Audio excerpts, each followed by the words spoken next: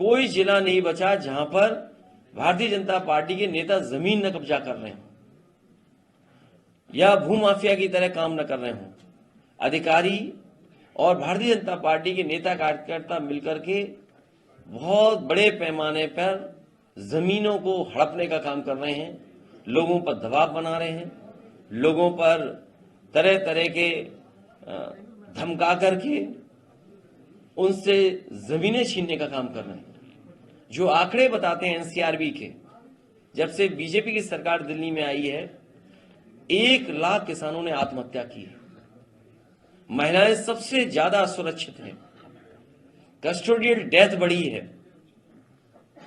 उसके बाद ये सरकार जीरो टॉलरेंस बोलती है कानून व्यवस्था को लेकर के।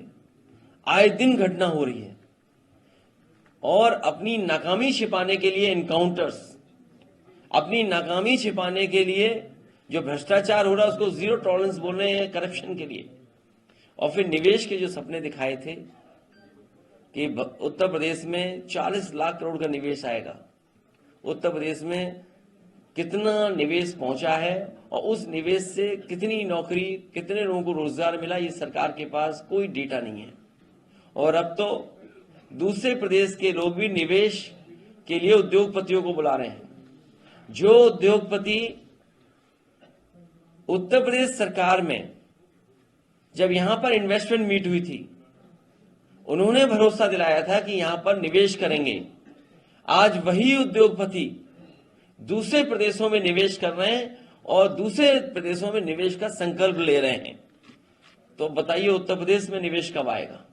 इन तमाम सवालों को लेकर के चर्चा हो रही है। हमें उम्मीद है कि हमारे सभी पार्टी के पदाधिकारी मिलकर के, विधानसभा के अध्यक्ष जो यहां पर बैठे हैं, ये सभी मिलकर के समाजवादी पार्टी को समय भी देंगे, अच्छे कार्यकर्ताओं से काम लेकर के आने वाले चुनाव में भारतीय जनता पार्टी का मुकाबला करेंगे।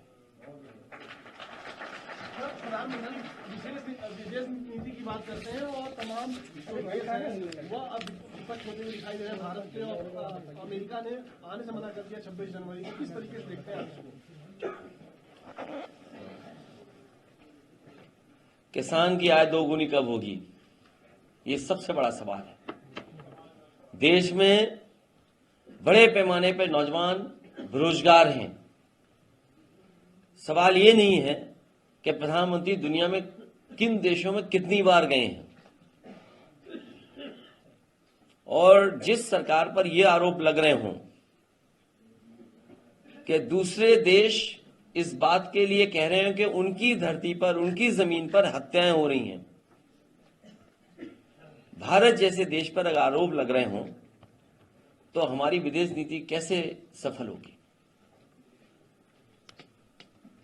सर, यूरिया की जो बोली थी भी आपका आया इस डिफेंस में कि 45 से 40 किलो कर दी गई सर। भारतीय जनता पार्टी ने पार्ले जी बिस्किट पैकेट से सीखा है महंगाई बढ़ाना। पार्ले जी बिस्किट पैकेट ने अपना मुनाफा कम नहीं होने दिया और बिस्किट कम करते चले गए पैकेट में। ये बीजेपी सरकार भी किसानों से लूटने का काम कर रही है। कभी 45 रुपए की, अब 40 की, और सरकार बना ले जाएंगे तो हो सकता है 35 की कर दें ये बोरी। पैसा उतना ही वसूलेंगे। सर, ये आरटीआई से पता चला है कि जो जनधन अकाउंट खुले हैं उसमें 1.2 करोड़ अकाउंटों में सिर्फ 1 रुपया है, वो भी 2 बैंकों ने अपनी तरफ से जमा किया है।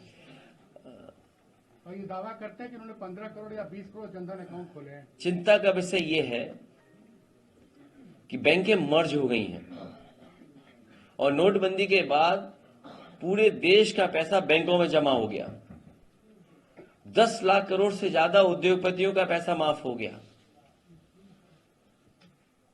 उत्तर प्रदेश के किसान, देश के किसानों का कर्ज क्यों नहीं माफ हुआ? उनका कर्ज कितना होगा? 2 लाख करोड़, 3 लाख करोड़, 5 लाख करोड़।